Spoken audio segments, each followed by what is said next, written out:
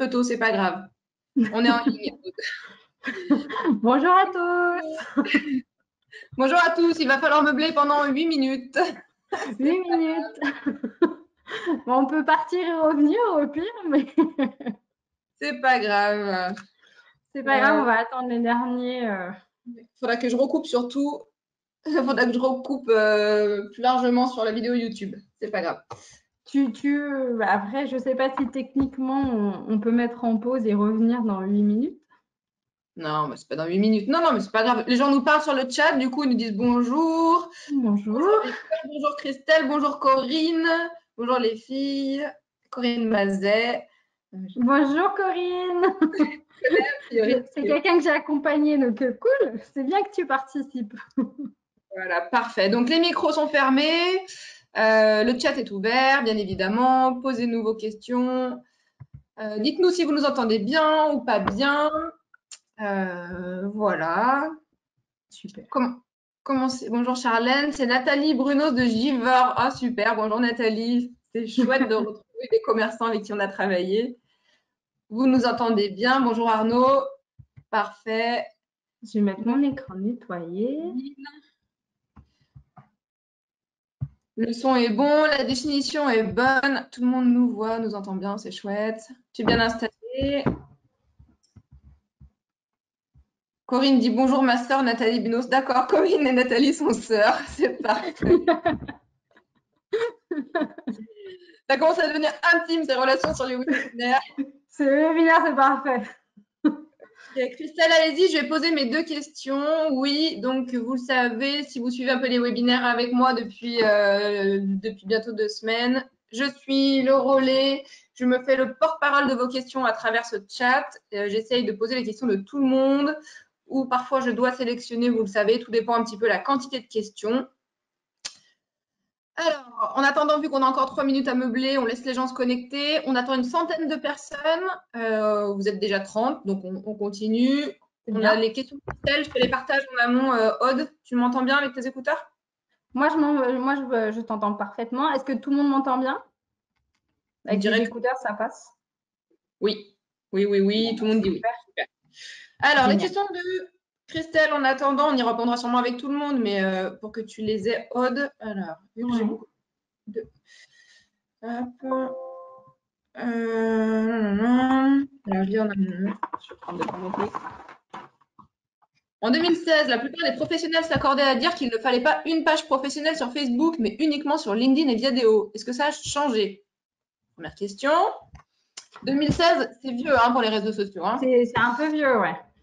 Surtout bon. que les techniques ont bien changé, mais ouais, d'accord. Ouais. Deuxième question, toujours de Christelle. Je ne suis pas arrivée à télécharger Instagram sur mon ordinateur fixe comme pour Twitter. A priori, je suis obligée de télécharger un logiciel spécial. N'y a-t-il pas une solution plus simple, s'il vous plaît, pour télécharger Instagram sur son ordi? Alors, il n'y a pas Alors, Instagram, à la base, n'a pas été créé pour une utilisation ordinateur. Ça a été créé pour une utilisation smartphone. C'est pour ça que sur l'ordi, en fait, vous pouvez bien vous connecter à un compte Instagram et modifier ce que nous on appelle la bio, mais on ne pourra pas poster, en tout cas. Aujourd'hui, ils n'ont pas mis en place. Alors, petit à petit, ça va certainement évoluer et on aura des applications qu'on pourra éventuellement télécharger sur son ordinateur. Mais Facebook a une utilisation ordinateur, ce que n'a pas aujourd'hui Instagram. Instagram, on est vraiment sur un système téléphone, smartphone. Ok. Après, sur l'utilisation d'une page pro Facebook, moi, honnêtement, aujourd'hui, je la conseille surtout dans les temps actuels. Après, je la conseille à partir du moment où c'est charté avant, c'est-à-dire que vous avez calibré les choses et mis en place et réfléchi à une ligne éditoriale. Aujourd'hui, sur une page LinkedIn, on peut le voir dans d'autres ateliers, mais ce n'est pas l'objet du jour. Mais LinkedIn, avoir une page entreprise en elle-même, c'est pas dans un premier temps. Quand on est petit, quand on est une TPE, ou qu'on n'a pas beaucoup forcément de salariés, qu'on est en démarrage, on est vraiment sur une page qui reste pro, c'est-à-dire à soi, avec toutes les connexions via éventuellement son entreprise. On la présente, on dit qu'on en est le créateur et ce genre de choses. Parce que pourquoi je vous dis ça, c'est que quand on va être sur une relation LinkedIn, dans tous les cas, on va aller chercher la personne pour échanger avec elle. On ne va jamais aller, moi ce que j'appelle souvent, taper sur l'entreprise. On va taper sur la personne, on va aller la communiquer, on veut avoir un lien humain avec. Donc, c'est pour ça. Ok. Voilà. Alors, il est 30. On attend encore, vous êtes plus de 50, donc on attend encore une petite minute. Victor nous demande, je profite du temps mort, où est le chat? Eh bien, Victor, vu que vous venez de me poser la question, vous êtes sur le chat. En revanche, ce n'est pas un chat partagé. Ça veut dire que vous ne voyez pas les questions des autres participants. Ça doit peut-être être ça votre question. Est-ce qu'il y a un moyen de poster avec Instagram sur ordi? Non. Alors, à part d'utiliser des solutions payantes, il y en a, mais c'est ce qu'utilisent souvent les community managers. Il n'y a pas aujourd'hui de solutions gratuites qui vous permettent de publier vers ordinateur ou même de programmer vos posts. Ça, je le dis un peu plus loin dans la présentation, mais aujourd'hui, effectivement, ça n'existe pas. Ok. Peut-être que ça va se développer là dans le temps du confinement et qu'ils vont sortir des choses à destination de tout le monde. Mais en l'occurrence, pour l'instant, non. Ok. Les participants arrivent. Patrick demande idem sur tablette. Idem sur tablette. Tablette, quoique sur tablette, vous pouvez télécharger les applications. Donc, normalement, vous devez pouvoir poster via votre tablette. Ça marche un petit peu comme un smartphone. Ouais, c'est ce que j'allais dire, comme sur un smartphone. Exactement. Bonjour Laurent, bonjour Isma, bonjour Nathalie. Alors Nathalie, est-ce que l'on pourra avoir un récap de ce qui se dit aujourd'hui? Alors, oui, la présentation de Aude vous sera envoyée à tous les participants par email. Et sachez également que nous allons enregistrer ce webinaire et qu'il sera disponible sur la chaîne YouTube de la CCI d'ici 24 heures à peu près. Le temps de charger, c'est un petit peu long, mais voilà. J'essaie de vous faire ça assez rapidement dans la foulée. Quoi qu'il en soit, au plus tard lundi, vous recevrez un email récap avec la présentation de Aude et le lien sur la présentation YouTube. Alors, on a pas mal de questions là qui arrivent. Écoutez, il est 32. Je propose qu'on se lance. 60 personnes nous ont déjà rejoints. Bonjour à ceux qui arrivent. Bonjour Christine. Bonjour Catherine. Tout le monde arrive. Allez, c'est parti. Bonjour à tous. Je suis Charlène de la CCI Lyon Métropole Saint-Étienne Roanne et je suis encore une fois ravie de vous retrouver pour ce 4e webinaire en compagnie de Aude Perdillac en ce début d'après-midi.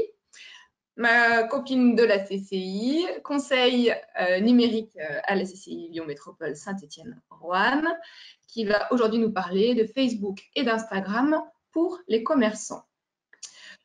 Nous avons 45 minutes à passer ensemble. Nous avons convenu avec Aude que cette présentation serait bien évidemment ultra sympathique. Nous allons passer un bon moment et surtout, on va profiter de cet outil, de ce webinaire pour intégrer vos questions et tenter d'y répondre au fil de l'eau.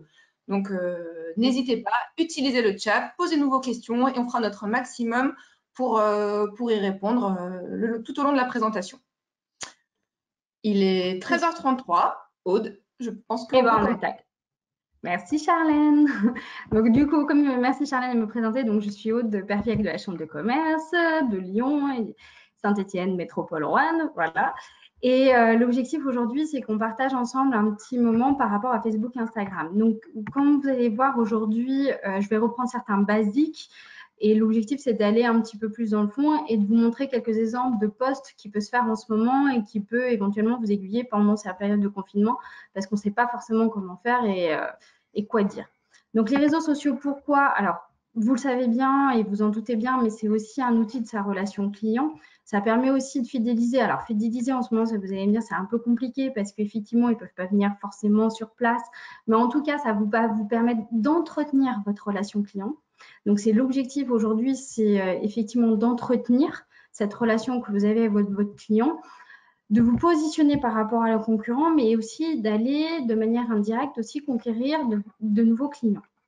Les réseaux sociaux sont là, c'est une nouvelle façon de pouvoir communiquer aujourd'hui.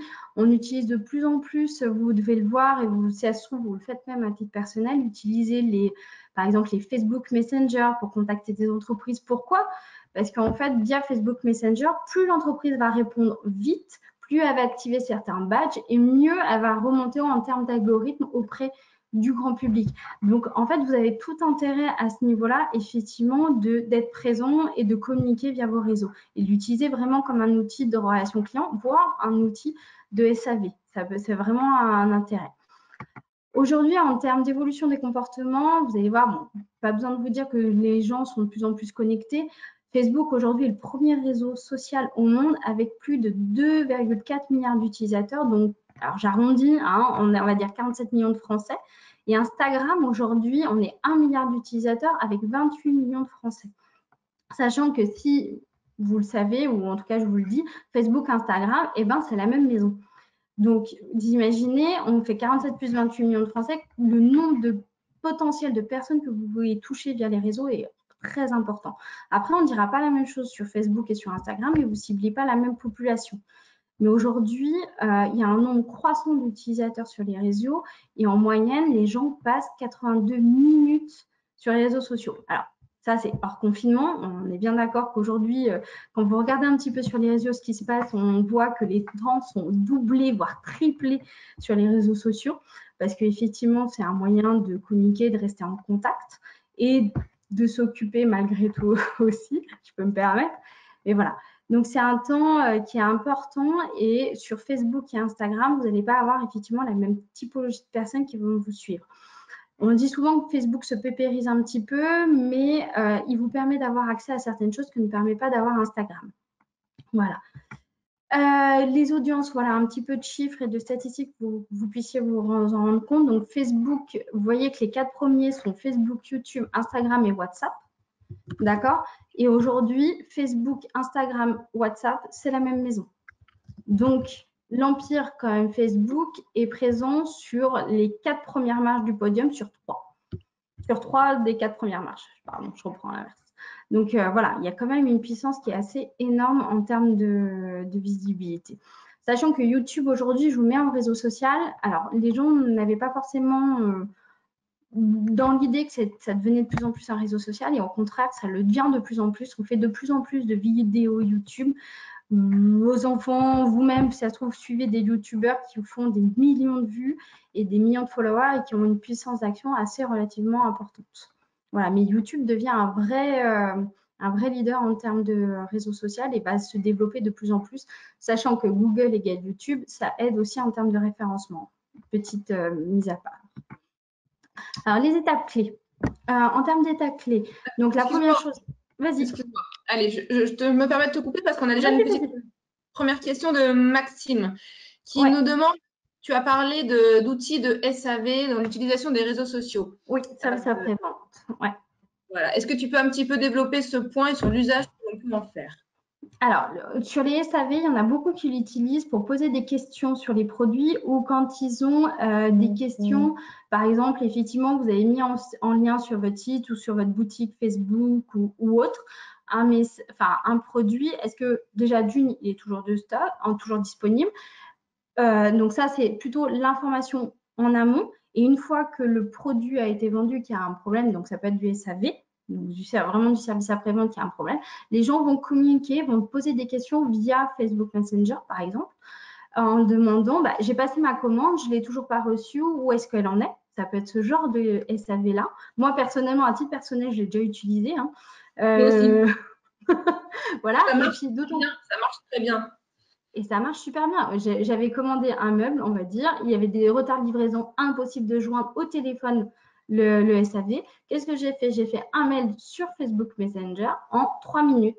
Pardon pour la caméra, mais en gros, en 3 minutes, j'avais ma réponse. Alors après, elle m'intéressait ou ne m'intéressait pas, mais en 3 minutes, j'avais ma réponse. Tout ça parce qu'ils ont des équipes dédiées derrière. Ils répondent. Pareil, en temps de grève SNCF, un bon conseil, faites le chat aussi. Ils vous répondent très vite. C'est ce genre de choses. Effectivement, ça active des badges, en fait, tout le temps, en permanence. Et le fait s'ils ne répondent pas, en fait, ils perdent ces notions de badge et du coup, ils redescendent en termes d'algorithme. J'espère que ça aura répondu à la question. Mais voilà. On a une autre question de Christelle qui nous demande à Twitter, parce que tu te parlais là de Facebook, Instagram, c'est la même maison. Twitter, ils appartiennent à qui? Tu le sais ou pas? Là, tout de suite, non. Je ne sais pas. Je sais que c'est une autre maison, mais hein? Regardez en même temps sur Google. On vous donnera la réponse. On vous donnera la réponse, mais ce n'est pas le même groupe, ça c'est sûr. Mais je vais vous dire, je regarderai en parallèle avant la fin, si vous voulez. On te laisse continuer. Merci, Aude. De rien, n'hésitez pas.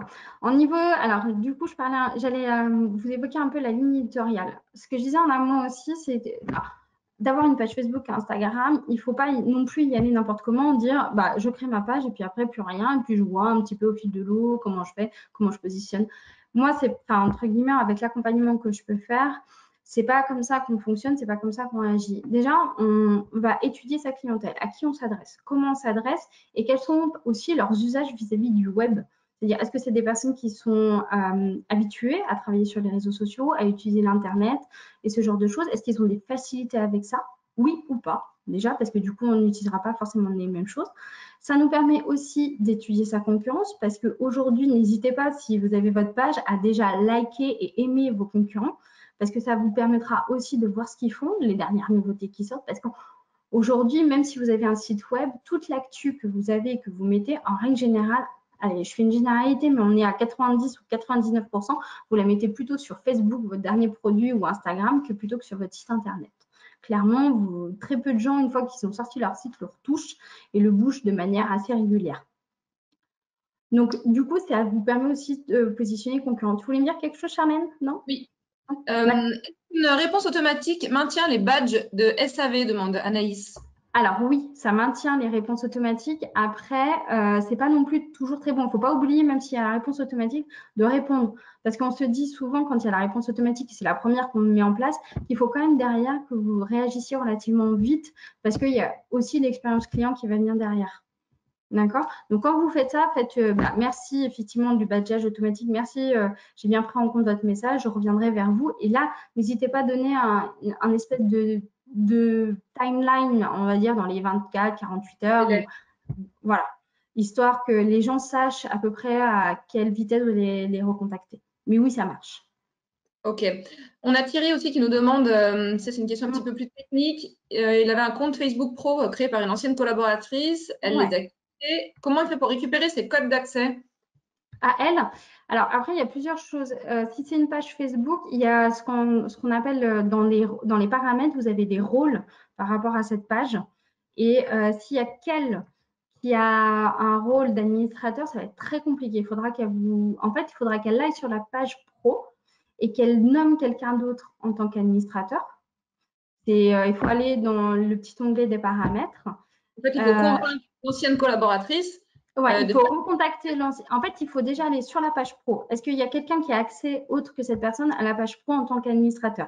Si oui, en fait, il faut que la personne qui a accès aille dans les paramètres, dans les rôles pour enlever cette personne, cette ancienne collaboratrice en tant qu'administrateur. S'il n'y a qu'elle qui a accès, là, c'est plus compliqué. Il va falloir la contacter, qu'elle aille sur la page pro, qu'elle nomme quelqu'un d'autre qui ça se fera en 2 temps. Cette personne qu'elle aura nommée aura accepté ce rôle d'administrateur et le nouvel administrateur enlèvera cette ancienne collaboratrice. J'espère que j'étais à peu près claire. Ok, merci Aude. De rien. Continue. On continue? Ça marche. Sur la ligne éditoriale, donc on personnalise le message, on humanise. Moi, j'ai souvent une règle, je dis attention par rapport aux algorithmes, il faut modérer votre publicité. Il y a une règle de ce qu'on appelle des 80-20. C'est-à-dire qu'on parle 80% d'autre chose et on parle 20% de soi. Alors, vous allez me dire, c'est facile à faire? Bah non, justement, on est bien d'accord, c'est pas du tout facile. Ce que je dis est un peu trop simple. Mais l'objectif, c'est aussi de parler de vous de manière un peu détournée. Ça peut être, alors, je prends un exemple qui n'est pas aujourd'hui forcément à propos, mais quand par exemple j'ai accompagné des restaurateurs, c'était pas forcément mettre, on va dire en photo la carte du jour et venez manger, le plat du jour c'est, je sais pas moi, le poisson, la dorade. C'était plutôt prendre par exemple le chef en train de préparer le poisson et en disant par exemple aujourd'hui, voilà, le chef est en train de travailler son plat du jour.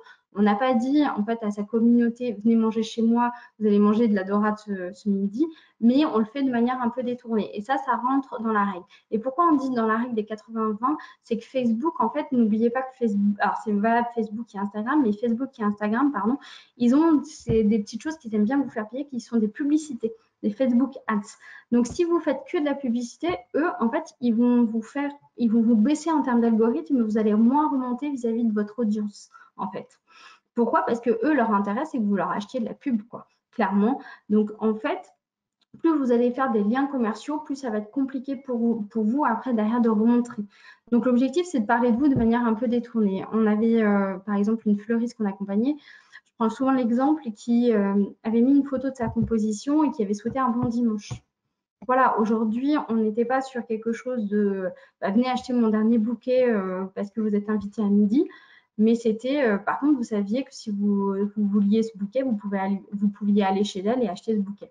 Voilà, c'est des choses un petit peu détournées qu'on peut faire pour parler de soi, mais sans faire trop de publicité et montrer son savoir-faire. Oui.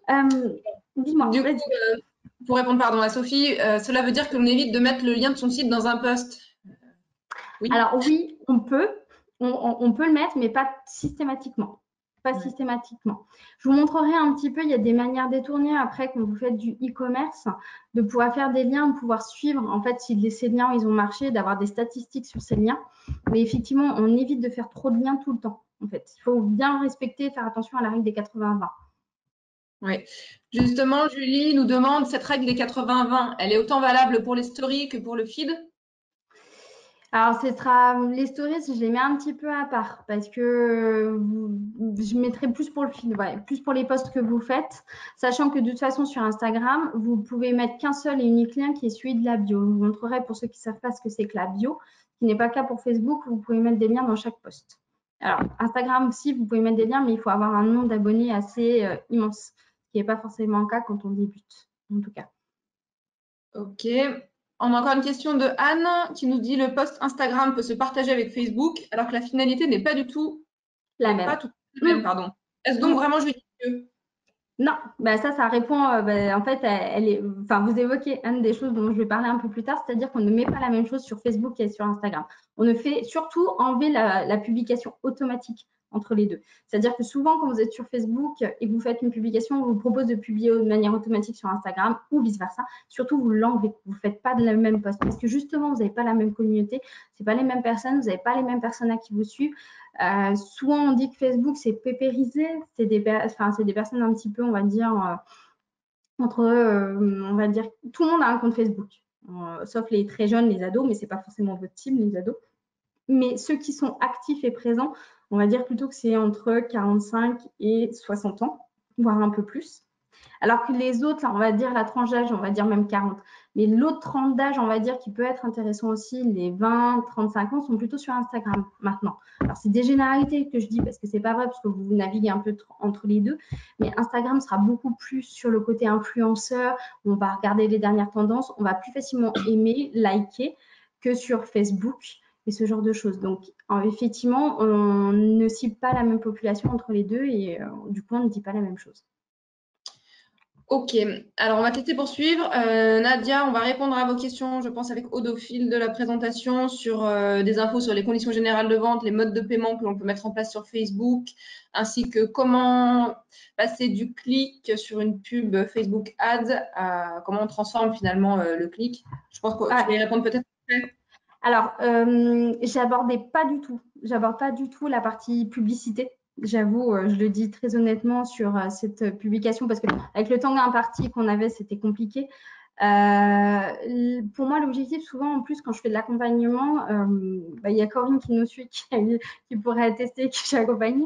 Mais je dis souvent, une des premières choses que je dis, avant de faire de la publicité, déjà faites en sorte que vos basiques soient bons. C'est-à-dire tout ce qu'on va passer, que les logos soient identiques, que les formats soient bons, qu'on ait une ligne éditoriale qui soit bonne, pour que quand vous faites votre publicité, en fait, elle soit de qualité et visible correctement vis-à-vis de tout le monde. Parce que si vous vous lancez aujourd'hui sur des publicités en mettant des budgets, sachant qu'aujourd'hui, tout le monde publie, donc tout le monde veut faire de la pub, et du coup, vous remontez avec des choses, et si on atterrit sur votre page et que votre page ne fait pas pro, les gens vont se méfier.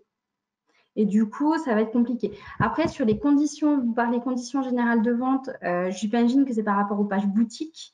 Aujourd'hui, sur Facebook, alors Insta, la même chose, vous avez une page boutique, la possibilité de créer une boutique. Il y a deux complexités qui se mettent, c'est que si vous avez un site e-commerce, en fait, les liens que vous faites vont et renvoient vers votre site e-commerce, donc les conditions générales de vente et d'utilisation sont celles de votre site.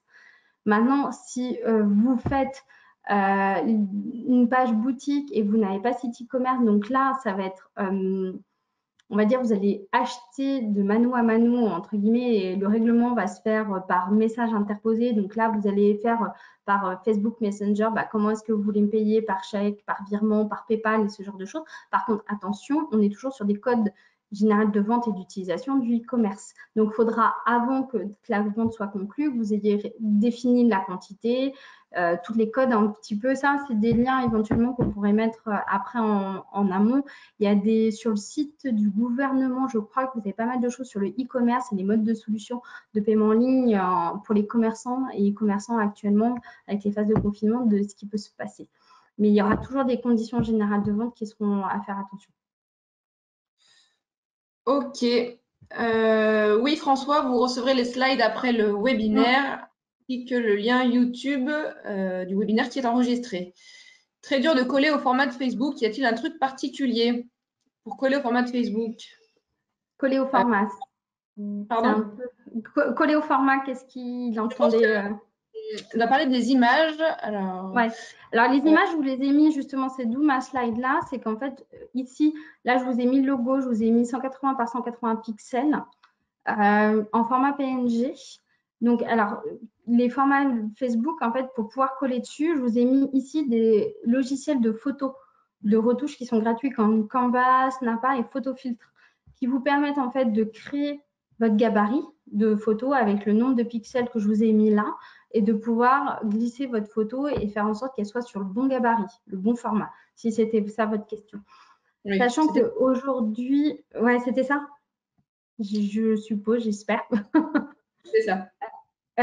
Moi, alors là, je vais vous montrer les basiques par rapport aux pages Facebook avec justement les gabarits, parce que je considère qu'une des premières choses à faire aujourd'hui, c'est de faire en sorte que vos pages soient correctement personnalisées et mises en place avant justement de vous lancer vers des choses, on va dire, payantes. Donc, faites attention que ce soit sur Facebook, Instagram ou même tous vos réseaux sociaux. Alors, LinkedIn mis à part parce qu'on met sa photo à soi, mais mettez bien le logo, le même logo sur tous vos supports. Faire en sorte qu'il y ait une continuité et qu'on sache que lorsqu'on navigue entre vos différents réseaux sociaux, on ait exactement la même chose de partout et qu'on sache qu'on est toujours dans la même boutique. Et faire en sorte qu'il rentre le logo dans ce fameux rond. Là, je pense que vous voyez ma souris, mais faire en sorte voilà, que ça rentre vraiment dans ce rond et que ce ne soit pas entrecoupé. Ici, quand vous êtes ce qu'on appelle la couverture, alors là, il n'y a qu'une photo, mais vous pouvez en mettre plusieurs, vous pouvez même mettre des vidéos. Mais ici, sur votre couverture, l'objectif, quoi? C'est de mettre une photo qui représente votre activité. Là, aujourd'hui, on devine à demi-mot que c'est un restaurant. On pourrait mettre une photo du plat du jour, on pourrait mettre des photos de bijoux lorsqu'on est bijoutier. On ne met pas le logo de sa marque si on n'est pas connu. J'accompagne quelqu'un, j'espère qui mettait son logo de sa marque, mais n'était pas connu. À partir du moment où on mettait la photo de sa marque sans être connu, on ne sait pas ce qu'on fait. Par contre, on aurait mis une photo de son activité qui est une table de ping-pong. Alors, on savait exactement tout de suite ce qu'elle faisait comme activité. Donc voilà, c'est des premières choses qu'on fait relativement vite et qui sont très simples à faire et qui ne payent pas de mine. On personnalise l'alias de sa page. Donc l'alias, c'est ça. Vous l'aurez sur la partie admin de votre page pro. On le met de manière propre, ça vous fait des URL comme ça qui sont très propres. On sélectionne ici aussi ces onglets. Dans la partie, en fait, ici, vous enlevez des onglets dont vous n'auriez pas forcément besoin. Et cette partie onglet va déterminer l'ordre d'apparition de votre page. C'est-à-dire que, par exemple, ici, on va voir quand on sera sur la page de la scène brasserie, on voit d'abord les offres, les avis, les photos, les publications. Moi, par exemple, je veux qu'on voit tout de suite les publications. Enfin, d'abord les avis, parce qu'on est un restaurant, et ensuite, je veux voir les publications. Donc, je mets d'abord les avis, je remontais, je mets après les publications. Par contre, aujourd'hui, on met les offres si, par exemple, on est en phase de recrutement là, je pense par rapport aux offres d'emploi, on est en phase de recrutement, on recherche quelqu'un, on le remonte pour faire en sorte que ça apparaisse à tout le monde. On met aussi des boutons d'appel à l'action. Ça, vous avez accès. Tous ces paramètres-là, vous les avez vous avez une espèce de petite molette en haut, généralement de votre page, et une petite roue crantée qui s'appelle paramètres. Donc, c'est là-dedans que vous allez chercher tous vos éléments. OK. Là, quand on est sur la page des à propos, donc on rajoute ses moyens de contact. On met en place ses horaires d'ouverture, donc on les met. Et ici, on travaille son descriptif. D'accord? C'est-à-dire que vous avez accès aujourd'hui à ça. Vous mettez une photo, pareil, qui représente, et vous remplissez les premières lignes.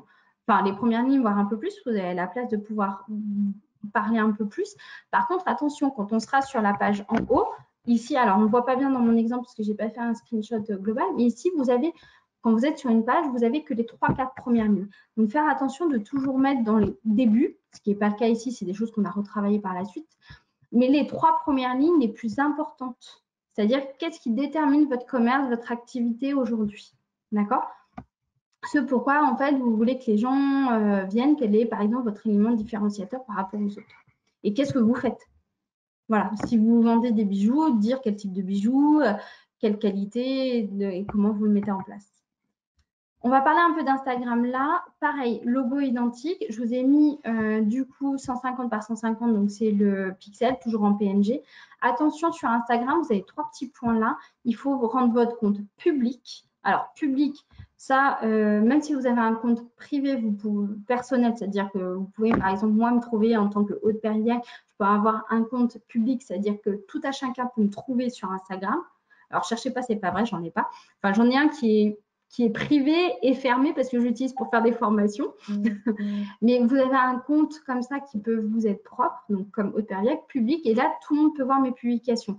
Par contre, je reste en privé, mais je pourrais avoir un compte Aude Perriac CCI de Lyon et faire en sorte que mon compte soit public et professionnel.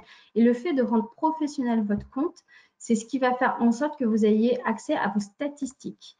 Statistiques, ça va vous permettre de voir quelle est votre audience, qui se connecte, quand est-ce qu'ils se connectent et quelle est la typologie de personnes qui vient vous voir. Donc, c'est des éléments qui peuvent être intéressants pour vous pour justement, dans vos posts, pouvoir réguler un petit peu la chose. OK? J'essaye d'activer un petit peu pour qu'on reste dans le timing. Ouais. Vous avez ici la bio. Donc, la bio, c'est très important. C'est 3-4 premières lignes. C'est souvent ce qu'on appelle la bio ici. Et c'est là où vous allez mettre votre description d'activité. Ici, pour Instagram, tant que vous n'avez pas beaucoup d'abonnés, je crois que c'est plus de 10 000, il n'y a qu'un seul lien qui sera cliquable. Pour vous, c'est celui-ci. Donc, faire très attention. Il est hyper important. OK. Vous pouvez, ce qu'on appelle, ajouter vos moyens de contact et épingler ici les stories. Vous avez différents environnements d'Instagram. Vous avez layout, composition, boomerang, filtre et giant square. Ça vous permet en fait de faire des effets dans votre carrousel. Le carrousel d'Instagram, c'est les 3 petites photos là qu'on voit, plus les autres, tout ce qui reste. Les stories, sachant qu'une photo en stories, ça a un effet, c'est des photos qui vont disparaître au bout de 24 heures. Simplement, vous pouvez dire que vous voulez qu'elles restent et vous créez des thématiques en fonction de vos stories et vous dites dans vos stories, une fois que vous l'avez, ben moi je veux qu'elles viennent en épingle. Et les fameuses épingles que vous pouvez dont vous entendez parler, c'est ce qu'on voit là, par exemple chez les filles canopées qui est 12e boutique, 36 cartes My Life et ce genre de choses. Voilà. Pour Instagram, il y a un système ce qu'on appelle de hashtag, alors qu'on voit de plus en plus sur d'autres réseaux sociaux. Il faut savoir surtout que les hashtags, en tout cas c'est valable aujourd'hui sur Instagram sûr et d'autres, on sera plutôt sur l'activité.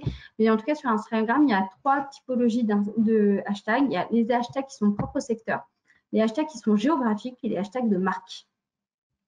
Donc, propre secteur, c'est tout ce qui, par exemple, là, on est sur Ninkasi, mais tout ce qui touchera à la nourriture, donc au burger, ce genre de choses. On est sur du hashtag Lyon. Vous avez Lyon, Lyon. IGA Lyon, c'est un groupe d'Instagrammeurs. Voilà, c'est des personnes qui aiment la ville de Lyon. Et My Lyon, c'est un peu le même système. Et vous avez les hashtags dits de votre marque. Aujourd'hui, les hashtags, vous pouvez vous abonner à des hashtags, vous vous abonnez à la page. Mais c'est pas parce que vous avez, en fait, quelqu'un, c'est pas, comment dire. Aujourd'hui, moi, je peux, par exemple, ne pas suivre la page Ninkasi, mais d'aller chez Ninkasi et dire que je vais manger mon dernier burger et mettre hashtag Ninkasi. Donc, ces hashtags de marque sont hyper importants parce que vous allez les suivre et ça va vous permettre de voir le flux de publication qui peut se faire sur votre marque. Donc, en fait, il faut donner, le fait de vous les mettre, ça donnera l'habitude aux gens de les mettre et d'avoir une veille un peu de ce qui se dit sur votre marque.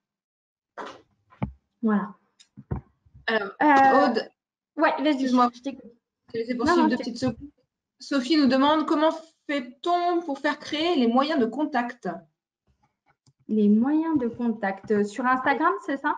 Oui, sur Instagram, je pense que c'est référence à ta slide. C'est dans les paramètres. Ici, vous avez une petite roue crantée, c'est là où vous pourrez ajouter vos moyens de contact. Oui, c'est ça, c'est ce qu'elle demandait. Ok.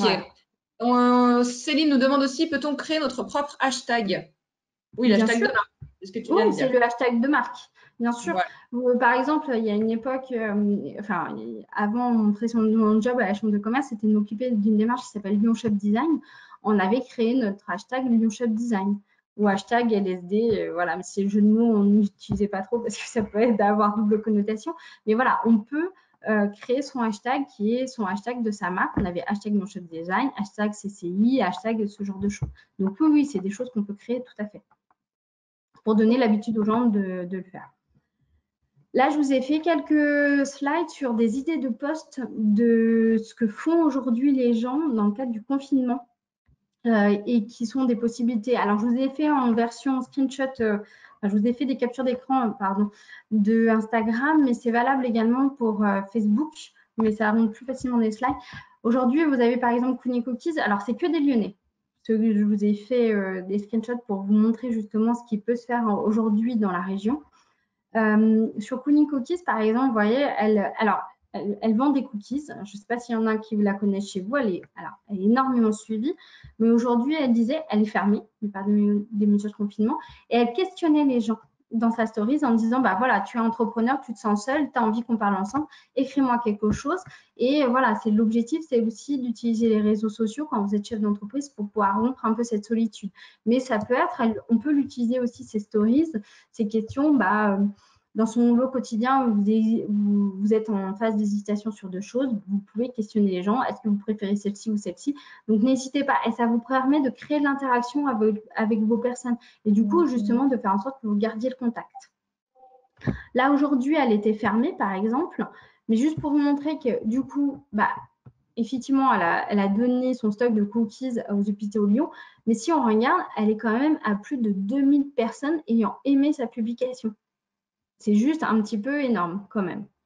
Donc, effectivement, alors là, pour le coup, ça fait un coup de pub aussi, ça fait une bonne action parce que ça permet de soutenir aussi et ça permet aussi d'écouler son stock. Donc, c'est un tout cumulé, mais ça vous permet aussi de créer un peu d'activité. Donc, ce n'est pas parce qu'effectivement, on est en période de confinement qu'on ne peut pas faire des choses et poster et être un peu actif sur les réseaux sociaux. Là, je vous ai pris l'exemple, par exemple, de Sarah Barbé qui dit, OK, aujourd'hui, moi, lui, c'est le thème de son post, c'est de dire, je ne vous envoie pas, vous pouvez passer vos commandes, mais je pars du principe que en phase de confinement, je ne veux pas faire prendre de risques à des livreurs. Donc, si vous êtes OK, je prends vos commandes, mais par contre, je vous demande, vous, d'attendre la fin du confinement pour recevoir vos colis. Et en contrepartie, le fait que vous attendiez, je vous offre vos frais d'envoi. Donc, ça peut être un deal entre vous, par exemple, et votre client, de dire, voilà, moi, je prends le principe, je n'envoie pas, alors qu'il y a des mesures qui peuvent se faire de précaution, mais ça, c'est une position qu'a l'entreprise. Je prends vos commandes, mais par contre, on attend la fin du confinement pour pouvoir vous les envoyer. Mais on vous aura offert vos frais de port. Voilà. Là, par exemple, l'effet canopée, ici, parle d'un partenariat qu'elle a eu. Elle remontre une bougie, donc c'est une petite vidéo. Donc, elle est chez elle, elle a une petite bougie qu'elle a eue ou autre, mais en tout cas, elle met en scène son produit. Donc, c'est quelque chose qu'elle va vendre via son e-shop, et qu'elle met en scène. Donc, n'hésitez pas à mettre en scène vos produits. Aujourd'hui, effectivement, vous n'êtes pas forcément dans la boutique, mais même si vous êtes dans la boutique, vous vendez des chaussures, on ne prend pas en photo votre étalage de chaussures, on les met en scène, on les met par exemple portées, on les met de manière un peu harmonieuse qui permettent de donner envie aux gens. Voilà. D'autres exemples, par exemple des coachs de sport, parce qu'on n'a pas forcément quelque chose à vendre. Un coach de sport qui donne rendez-vous, on va dire tous les jours en direct et qui offre une séance de sport d'1 heure à des personnes. Ça, on voit beaucoup, mais voilà, c'est des exemples qu'on peut faire. Là, le Grand Réfectoire, qui est un restaurant, donc pareil, également fermé, qui donne du coup, qui montre en place une recette et qui vous offre la recette sur le compte. Vous avez des initiatives également comme ça qui se fait un petit peu, on a les tables rouennaises qui existent aussi sur le territoire, qui offrent et qui donnent rendez-vous un jour par semaine, toutes les semaines, et qui vous font découvrir une nouvelle recette via les réseaux. Donc, c'est des habitudes comme ça et des rituels que vous pouvez donner aux personnes. Et aussi, pendant cette période de confinement, c'est aussi un moyen de montrer votre savoir-faire et de revenir sur des choses que vous avez faites. Par exemple, là, sur l'atelier Muguette, elle parlait, elle est quand même à 67e, donc ça reste quand même quelque chose de bien. Elle reparle un petit peu, pardon, je suis allée trop vite, des ateliers qu'elle a pu faire. Donc, elle remonte son savoir-faire. C'est des choses qui marchent. Voilà. Après, Instagram, on est bien d'accord, on est sur un réseau social de photos. On peut le faire également sur Facebook sans problème. Alors, on mixe les contenus. Alors, d'autres idées aussi, quand vous ne savez pas un petit peu de quoi parler, c'est de partager des articles. Ça peut être un bon moyen aujourd'hui. Vous avez beaucoup d'articles qui sortent. Vous pouvez partager des articles et dire surtout, on ne fait pas un partage brut, on dit pourquoi on a aimé cet article-là. Un bon moyen pour partager un article, c'est d'utiliser ce qu'on appelle les bit.ly. Les bit.ly, c'est des raccourcisseurs d'URL. Ça permet de faire en sorte que vos URL qui sont très longues se raccourcissent ici. Vous faire en sorte comme c'est ici. Et en amont, l'idéal même, c'est de vous créer un compte.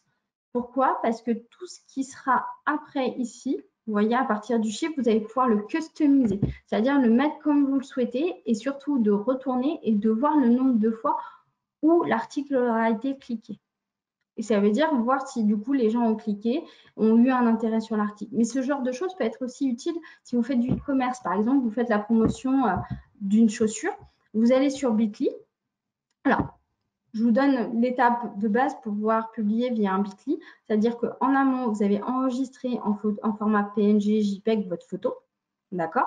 Donc là, si c'est sur l'article, vous l'avez enregistré, vous faites un clic droit enregistrer sous. Si c'est votre chaussure que vous avez via votre e-commerce, vous l'avez déjà.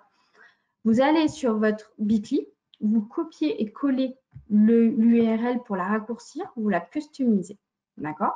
Donc après, deuxième étape, autre étape, vous allez sur Facebook ou Instagram, n'importe, vous sélectionnez votre photo, vous mettez votre commentaire et après, vous dites, pour plus d'infos, allez sur Bitly. Et là, vous copiez-collez votre lien Bitly. Je ne sais pas si ça a été clair, mais voilà. Et ça vous permet de suivre des statistiques et de voir le nombre de personnes qui auront pu agir, interagir et regarder l'intérêt ou pas de ce post. Voilà. Vous pouvez faire aussi du repost. Le repost, l'objectif aujourd'hui, c'est il y a peut-être des personnes qui sont passées dans votre boutique et qui justement ont aimé votre, je ne sais pas, le dernier article et la photo est jolie, vous l'avez bien aimé. Vous faites ce qu'on appelle un repost. Ça veut dire que vous lui empruntez sa photo avec son accord préalable. C'est-à-dire que si vous avez vu une photo qui est par exemple un influenceur qui est venu chez vous sans vous le dire, alors, généralement ils se présentent quand même, et qu'ils ont publié, ils aiment bien, vous lui faites un petit message en privé, vous lui demandez l'autorisation d'utiliser sa photo. Donc, en règle générale, si vous faites bien les choses et si vous lui demandez bien en amont, il vous dira oui. Donc là, du coup, vous prenez en capture d'écran avec votre smartphone sa photo, vous la recadrez pour faire en sorte qu'elle soit jolie et vous mettez votre commentaire et vous dites bien que c'est un repost, comme j'ai pu vous montrer et que je vous ai souligné, repost, et vous citez le compte et vous lui dites, par exemple, merci d'être venu nous voir ou merci pour cette jolie photo. Voilà, ça fait des publications et vous pouvez revenir un petit peu en amont sur ce qui avait pu être fait et ça vous fait des posts un peu sympas et permet de passer. On fait aussi connaître sa présence sur les réseaux sociaux. Ne pas oublier, quand on a un site internet, de bien mettre les logos sur les réseaux sur lesquels on est. Faire en sorte que les liens que vous avez ici soient cliquables et renvoient bien vers vos pages à vous. Et vous enlevez les liens des réseaux sociaux sur lesquels vous n'êtes pas. C'est très important, mais il y en a peu forcément qui le fassent. Si vous faites par exemple des goodies, ce genre de choses, n'hésitez pas à mettre les liens vers les réseaux sociaux. Si vous faites par exemple du e-commerce et vous envoyez, vous envoyez votre colis, mettez bien dans ces cas-là un petit mot par exemple, vous pouvez faire, c'est pas très cher. Merci pour votre commande et suivez nos dernières nouveautés sur nos réseaux sociaux. Et là, vous mettez les logos avec les noms des pages, comme vous pouvez le voir ici. Là, alors là, c'est sur une boutique, donc on peut le dire aussi, mais n'hésitez pas à dire, voilà, merci, suivez-nous, vous mettez le logo Facebook et Instagram, si c'est que Facebook et Instagram, par exemple, avec le nom du compte. Il y a des choses aussi toutes simples à faire, c'est sur vos signatures mail. Je vous laisserai voir combien d'entre vous aujourd'hui ont leur logo des réseaux sociaux sur leur signature mail. Peu, très très peu d'entre vous. Et pourtant, c'est gratuit, c'est facile et c'est un bon moyen de montrer sa présence sur les réseaux. Parce qu'aujourd'hui, vu le nombre de mails qu'on fait aujourd'hui, c'est un moyen qui est dommage. Charlène, tu voulais me dire quelque chose ou non? C'est bon? Non, alors on a Nathalie qui nous demande s'il sera possible d'envoyer le protocole Bitly avec la présentation. Peut-être qu'on pourra rajouter une page de copie écran. Oui, je pourrais rajouter si vous voulez. Je vous fais un petit Bitly. Ok. Alors du coup, vous n'aurez pas le temps que je reprenne un petit peu, je vous fasse une slide. Vous aurez, ça ne passera pas très long, mais le temps que je vous fasse ça, ça sera peut-être pas tout de suite que vous l'aurez. Mais pour lundi, c'est bon. Pas dans l'heure qui suit, quoi. Voilà, mais pas de souci. Dans vos publications, n'hésitez pas de faire ce qu'on appelle des call to action. Alors, c'est facile, mais n'hésitez pas à dire cliquer, partager, commenter. N'hésitez pas aussi à poser des questions pour faire en sorte que les gens soient interpellés et vous répondent pour créer de l'interaction. Parce que plus il y aura d'interaction sur vos posts, plus en fait les gens, plus l'algorithme va aimer, plus vous allez remonter en fait auprès de l'audience et plus les gens vont interagir aussi, ça va interagir sur leur entourage et petit à petit en fait votre communauté va s'agrandir. Donc n'hésitez pas et puis vous remerciez tout le monde. Alors ça on va parler un petit peu des remerciements. Vous ajoutez des emojis mais pas trop. Moi j'ai tendance à dire 2 maximum par post, sinon après ça fait un peu trop. On publie. Alors vous avez pour la publication on a un peu parlé déjà en amont mais il faut pas déserter les réseaux sociaux, il faut savoir publier à des moments un peu plus opportuns que d'autres. J'ai souvent tendance à dire pour les restaurants, souvent c'est vers 11 h qui est le meilleur moment pour pouvoir publier, tout ce qui est un peu dans le domaine de la bourre, restauration, traiteur. Aujourd'hui, bon, c'est un peu compliqué, mais si vous devez publier une recette, c'est pas mal vers 10h30, 11 h de la publier parce que c'est l'heure à laquelle les gens vont chercher de l'information. Donc, n'hésitez pas. On a sur Facebook la possibilité de programmer ses posts, ce qui n'est pas le cas aujourd'hui sur Instagram. Sur Instagram, aujourd'hui, il n'y a pas d'outils gratuits qui vous permettent de le faire aujourd'hui. Ce qui n'est pas le cas sur Facebook. Et sur Facebook, il faudra aller dans publication et outils de publication qu'on peut voir là. Voilà. Ça permet de préparer ses posts en amont. Analyser, interagir. Donc, c'est suivez vos statistiques. N'hésitez pas à regarder le nombre de personnes qui cliquent, qui aiment. Alors, il n'y a pas forcément toujours de règles en la matière, mais c'est bien de regarder un petit peu quand même, d'essayer d'affiner les meilleurs moments pour vous de poster justement. Au début, n'ayez pas peur de tester, de poster, de voir comment ça réagit pour justement pouvoir adapter au mieux vos publications et vos commentaires par rapport à ce que vous faites. Et les Bitly, c'est aussi un moyen en plus de pouvoir voir justement si les publications ont été aimées parce qu'il y aura des clics ou pas dessus. Quelques petits conseils. Alors, souvent, je dis répondre à tous les commentaires, même positifs. C'est-à-dire que les gens ont pris le temps de répondre et de mettre un commentaire. Le minimum que vous devez faire, c'est de mettre un j'aime et les remercier. Ça paraît bête et c'est évident, mais c'est hyper important. Moi, ça me ferait plaisir. Par exemple, j'ai pris le temps de faire une recommandation et déjà, souvent, on a plus tendance quand on met des avis à dire et à publier quand on n'est pas content. Et quand on le fait, quand on est content, c'est quand même relativement rare. Donc, la personne qui a pris le temps de le faire, il faut la remercier. Pareil, les commentaires négatifs, on ne les supprime pas. C'est-à-dire que quelqu'un qui n'est pas d'accord avec ce que vous avez pu dire, parce que du coup, n'oubliez pas qu'on est sur l'outil de la gestion relation client, vous lui dites, OK, je peux comprendre que vous ne soyez pas d'accord. Si vous voulez, je vous propose qu'on en échange ensemble, mais en conversation privée. Du coup, on redirige, c'est ce que je vous mets du réseau social, mais en message privé. Comme ça, vous pouvez avoir une meilleure interaction. Certaines fois, ce n'est pas forcément négatif. Moi, ça m'est arrivé dans mon précédent job où donc, du coup, Lyon Chef Design, c'était un concours où on faisait la promotion des commerces qui ont été créés ou rénovés avec l'aide d'architectes designers. Et il y a eu quelqu'un qui m'a dit, Ouais, mais moi, mon commerce, il est super beau, mais c'est mes idées à moi, elles me sont propres, elles me sont belles. Je n'ai pas fait appel à un architecte designer, je ne suis pas d'accord, j'aimerais candidater. Et là, j'ai répondu au monsieur, bah, écoutez, c'est des conditions du concours, effectivement, je peux comprendre, mais si vous voulez, on échange en message privé d'autres initiatives qui pourraient vous être intéressantes. Et du coup, après avoir échangé en privé, en fait, la personne, bah, voilà, je lui ai fait part d'autres projets qui étaient susceptibles d'être intéressants pour lui. Donc, il y a toujours des solutions. Après, les seuls messages qu'on peut supprimer, c'est ce qu'on appellera les commentaires spam. C'est-à-dire qu'aujourd'hui, vous faites une publication. Alors, une publication commerciale, c'est-à-dire vous mettez en scène votre produit et vous avez votre petit concurrent en dessous qui vous dit bah, venez chez moi. Il sera par exemple moins cher ou il sera meilleure qualité. Ça, ok, on supprime. Mais les messages où on vous traite, par exemple, on vous dit que vous êtes ça a pu arriver de charlatan. Vous dites OK, on peut comprendre que le service que je vous ai proposé vous a pas satisfait. J'aimerais, si vous souhaitez qu'on échange en message privé pour que nous puissions améliorer vos pratiques. Donc, aux autres clients, ça montre aussi que vous restez ouvert et que vous êtes toujours en phase, enfin voilà, d'évolution, d'amélioration permanente et de remise en cause. Donc, ça montre aussi, voilà, que vous êtes ouvert. Et quand le message est vraiment trop négatif et qu'on est là sur un système de haters, donc là, on ne supprime pas les messages de haters. Les haters, c'est des groupes voilà, qui vont ne pas aimer vos publications. C'est gratuit, c'est facile. Et on ne les supprime pas parce que ça va être pire. Ça veut dire qu'ils vont venir x2, x15. Ça se voit très vite quand c'est des haters. Ce qu'il faut faire derrière, c'est rassembler toute votre famille, vos amis, vos connaissances, vos clients et enfouir le message négatif avec des commentaires positifs. Voilà. Il faut jamais se justifier et dire bah non, je suis sûre que vous êtes venu, je suis sûre que mon produit c'est le meilleur du monde. Non, voilà. On reste positif, ok, on est d'accord et on échange en message privé. On anime ces réseaux sociaux, on reste régulier, positif toujours. On interagit, on utilise des images et des vidéos, c'est ce qui va permettre de faire en sorte d'avoir des publications un petit peu fun, un petit peu pratiques.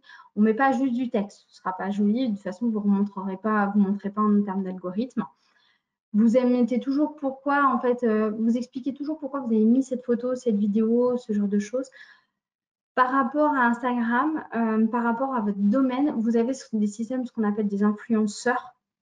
Donc, vous suivez les influenceurs et quand vous suivez sur Instagram une personne, vous avez juste en dessous une espèce de barre qui va s'ouvrir. On vous propose des comptes parallèles. Et là, vous commencez à regarder et à creuser et à voir ce à quoi il s'est abonné. Et ça vous permet d'avoir un système de veille aussi sur votre secteur. Vous suivez un petit peu aussi ce qu'on dit de vous, ce qu'on appellera du coup poursuivre votre e-réputation. N'hésitez pas à tester les nouvelles fonctionnalités. Faites-vous confiance, n'hésitez pas à tester, c'est ce qui est le côté un petit peu sympa des réseaux. Alors, je disais tout à l'heure qu'il fallait que vous soyez assez régulier aussi sur les réseaux. Moi, j'allais dire, déjà, alors je ne vais pas vous demander de faire en règle générale au démarrage 3 posts par semaine sur Instagram et 2 sur Facebook. C'est relativement compliqué, en tout cas dans un démarrage. Mais déjà, si vous faites un post sur Facebook et un post sur Instagram au démarrage, ce sera déjà bien. Moi, je trouve ça déjà correct. À partir du moment où ils sont construits, ils sont de valeur et qualitatifs. Voilà, on ne dit pas la même chose sur tous les réseaux sociaux. On ne poste pas trop souvent. Voilà, dès que vous faites quelque chose, vous ne le dites pas. L'objectif, c'est vraiment aussi d'humaniser votre entreprise sans faire de mélange non plus trop perso. Vous faites, il faut faire un bon dosage. Il faut humaniser votre entreprise sans parler de ce que vous faites chez vous à titre personnel. Voilà, et on ne fait pas trop de publicité, mais ça, je crois que je vous l'ai déjà bien dit. En résumé, il faut se faire confiance, être honnête, transmettre son univers, dire pourquoi vous êtes allé sur ces domaines-là. C'est aussi faire un peu ce que j'appellerais du storytelling. Pourquoi vous avez créé votre entreprise, votre marque, qu'est-ce qui vous a animé là-dedans. Testez, regardez, n'hésitez pas à regarder, à fouiller ce qui se passe, à regarder ce que font les gens, à avoir envie de progresser. C'est aussi un système pour progresser, d'augmenter un petit peu son interaction. Et voilà, et vous adressez à eux comme s'ils étaient en face de vous, c'est aussi hyper important.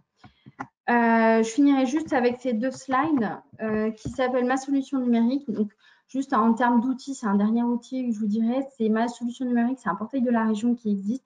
N'hésitez pas à aller dessus, vous créez votre espace entreprise il y a des informations, des accompagnements, des plateformes qui se font, en tout cas sur toute la région, vous aurez toutes les informations qui peuvent se faire. Et ça vous permettra d'avoir un petit peu plus d'informations. Et vous avez une partie e-learning qui peut être intéressante également sur le numérique. Voilà. J'en ai fini. Place aux d'autres questions s'il y en a. Oui, il y en a beaucoup, Aude. Oui. Alors, d'avance, je m'excuse, je vais devoir un petit peu sélectionner. Si Aude, tu as encore une petite dizaine de minutes, je vous propose qu'on aille Aucun jusqu'à… problème. C'est pour vous, ceux qui êtes là. Allez, donc je reprends. J'ai fait une petite sélection au fil de l'eau. S'il y a des questions auxquelles on n'a pas pu répondre, on essaiera de vous répondre a posteriori. J'avais une question de Fabrice qui nous demande, peut-on regrouper sur une seule page Facebook plusieurs établissements? Alors, sur une seule et même page Facebook, alors, en fait, une page Facebook pourra gérer un ensemble d'établissements, mais et vous pouvez dire via cette page Facebook, c'est souvent le cas des systèmes de franchise, un petit peu ce genre de choses, entre guillemets. Exactement. Après, vous avez souvent une maison mère et après qui va poster, on va dire, une information assez générale d'image de marque et des choses comme ça. Et après, chaque établissement aura sa propre page Facebook avec quand même un lien sur la page mère avec une ligne éditoriale qui sera la même parce qu'il faut qu'il y ait une cohérence entre chacun des établissements. Mais c'est intéressant que chaque page aussi, chaque établissement ait aussi sa page pour pouvoir mettre les informations de son secteur, de sa ville, parce qu'il peut y avoir aussi, en fonction des différents établissements, des opérations spécifiques. Ça, c'est quand on commence à être un gros compte. Si vous avez 2-3 établissements et que c'est vous-même qui les gérez, que vous n'avez pas forcément… c'est peut-être intéressant de rester que sur une page et de dire à chaque fois que vous faites une publication, attention, peut-être mettre au début en crochet la ville que ça concerne ou l'établissement que ça concerne et votre message. Ça peut être une solution. Voilà, je ne sais pas si c'est clair. Mais… Et je pense que c'est clair, ça concerne par exemple des commerçants, des coiffeurs qui ont un, deux ou trois salons de coiffure sur la même… Ouais, c'est ça. Si c'est que sûr, il vaut mieux avoir qu'une seule page Facebook que plutôt de multiplier. Ouais. Alors, ensuite, j'avais une question de Maxime qui nous demande comment gérer les droits sur les photos que l'on prend sur des chantiers. Par exemple, chez des clients. Exemple, un carreleur qui prend la salle de bain du client en photo sans donner son nom, éventuellement juste celui de la ville. Alors ça, on est sur le droit à l'image. Enfin, même pas. Alors, quand on prend, il y a deux choses, il y a deux notions. Là, vous êtes sur un chantier, il faudra lui demander son autorisation.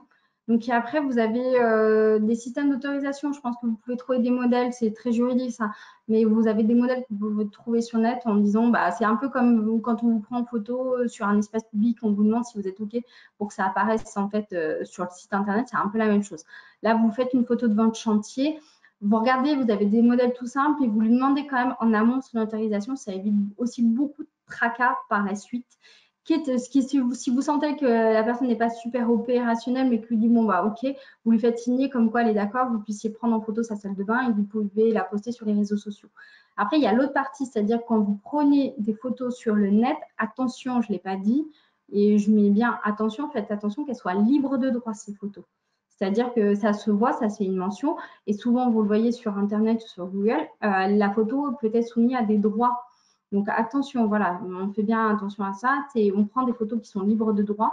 Vous avez des sites comme Pixabay, c'est le premier qui me vient en tête, mais vous en avez d'autres où vous pouvez trouver des photos qui sont dites libres de droit. Voilà, sinon on l'achète.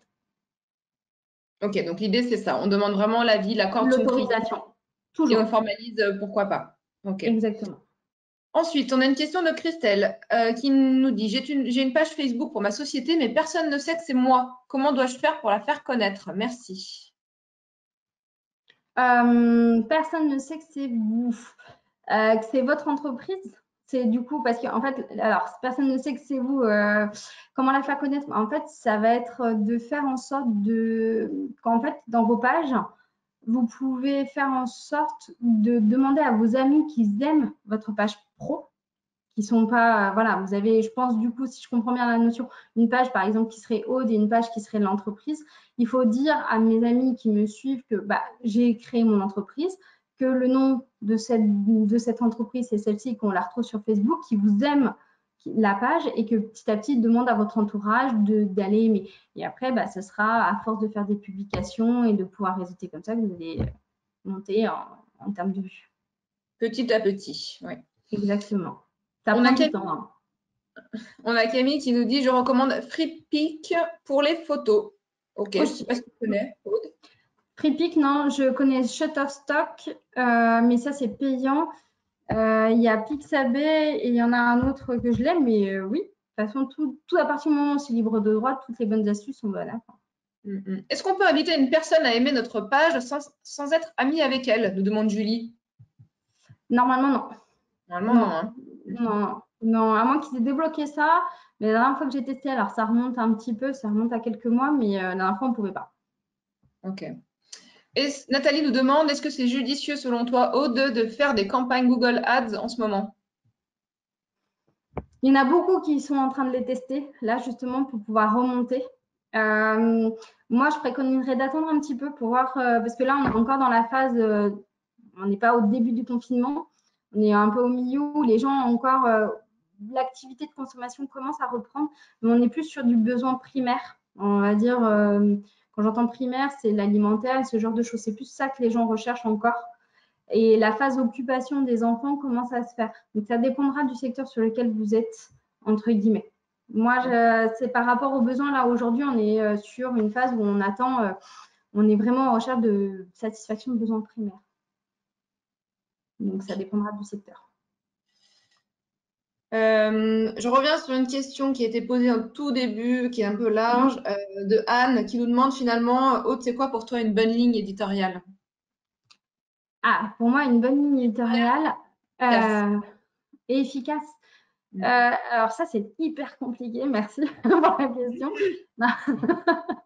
Une bonne ligne éditoriale, pour moi, alors en règle générale, il y a 4-5 thématiques. 4-5 thématiques. Et dont une qui va faire, qui aura une thématique de storytelling, c'est-à-dire qui parlera de vous, qui parlera de votre image de marque, ce que vous faites. Et une bonne ligne éditoriale, c'est à partir du moment où elle vous correspond, qu'elle parle à vos clients, qu'elle parle de votre image et que vous voyez qu'il y a de l'interaction tout simplement. Hein. Mais ces 4-5 thématiques, il y en aura une, on peut dire que c'est du storytelling, c'est votre image de marque. Il y en a une, ça peut être la veille, ça peut être vos conseils, ce genre de choses en fait. Ok. Comment fait-on pour remercier sur Instagram, demande Sophie. C'est commenter. Vous avez la possibilité, quand il y a le commentaire, de pouvoir mettre j'aime et de commenter, tout simplement, comme Facebook. Ok. Patrick nous demande si les boutons Call to Action sont gratuits. Oui. Ok. Eh bien, voilà, j'ai tenté de répondre à un maximum de questions. On va essayer de tenir le timing à peu près, c'est bon. Le timing. Vous êtes encore plus de 70 à nous suivre, donc c'est super. Très Merci. intéressant. Merci beaucoup, Aude. Je vais me répéter un petit peu. Alors, on a une dernière question de Julie qui nous demande, tu nous as dit qu'il ne fallait pas copier-coller les publis Instagram et Facebook. Que recommandes-tu, Aude, pour Facebook vis-à-vis d'Instagram? La différence entre les deux, alors on Qu'est-ce copie que pas tu les... recommandes? Qu'est-ce que je recommande? C'est, vous pouvez parler de la même chose, mais de prendre un angle différent, une autre vision. Par exemple, Instagram, vous pouvez prendre le côté un petit peu plus lifestyle de la chose dans le domaine. On est plutôt dans tout ce qui est lifestyle, les nouveaux modes de consommation, ce genre de choses. Prendre cet environnement un peu mode, un peu design, un peu voilà. Alors Facebook, ouais, voilà. Facebook, on est plus dans le concret. Voilà, on met les liens, on est plus voilà, plus direct, on va dire. Ok. Allez, une dernière et puis on s'arrête, promis. Qu'est-ce que tu nous recommandes, Aude, entre l'activité sur une page pro et sur un profil pro? Je pense que c'est une page pro et un profil perso. Alors, il y a deux choses. Attention, il y a, alors ça, c'est pour Facebook ou Instagram, ça va dépendre. Quand on est sur le fait d'avoir, alors sur Facebook, on peut avoir un profil. Moi, par exemple, j'ai accompagné quelqu'un qui, en fait, petit à petit s'est fait connaître en fait avec son profil. Par exemple, ça pourrait être Aude, et qui finalement, en fait, a tellement gagné de followers que du coup, enfin, de personnes qui la suivaient et elle vendait par ce biais-là. Et elles vendaient par des sessions. Aujourd'hui, elles vendaient par des sessions de Facebook Live, en fait. Et en fait, elle avait tellement de monde qui la suivait sur sa page perso, en fait, que elle n'a pas eu intérêt à basculer en page pro et dit officielle. Là, ça marche bien quand on est sur de la vente chez soi, qu'on n'a pas forcément de lieu d'implantation physique et qu'on n'a pas forcément quelque chose d'hyper structuré, qu'on est en mode complément d'activité, ce genre de choses, ok. Quand on est quelque chose qu'on veut un peu de sérieux, attention, on met bien une page pro Facebook. Parce que c'est ce qui vous permettra d'avoir une boutique en ligne, de suivre vos statistiques. Idem pour Instagram, on est bien sur un compte pro parce que c'est ce qui vous permettra d'avoir une partie statistique. Si vous ne mettez pas la partie pro, vous n'aurez pas accès à vos stats. Et ça, c'est important d'avoir cet accès-là. Et ça montre aussi que vous êtes... Voilà. Ok, super. Allez, merci Aude. Je reprends la main. C'était super intéressant, c'était très, très riche. J'espère que tous les participants ont apprécié. Je vais vous demander encore 2 petites minutes d'attention, c'est très important pour nous. Quand je vais fermer ce webinaire, il y a un petit questionnaire d'évaluation très court, 5 questions qui va s'ouvrir ou que vous allez recevoir par email. D'avance, merci de prendre la peine de répondre à ces questions, c'est très important pour nous. Et puis, j'en profite pour vous annoncer les prochains webinaires de la semaine prochaine. On ne s'arrête pas, on en fait au moins 2 par semaine. Donc, la semaine prochaine, ce sera mardi et jeudi, toujours à la même heure. Rendez-vous à 13h30 pour un webinaire intitulé « Comment se prémunir des cyberattaques dans le monde économique ».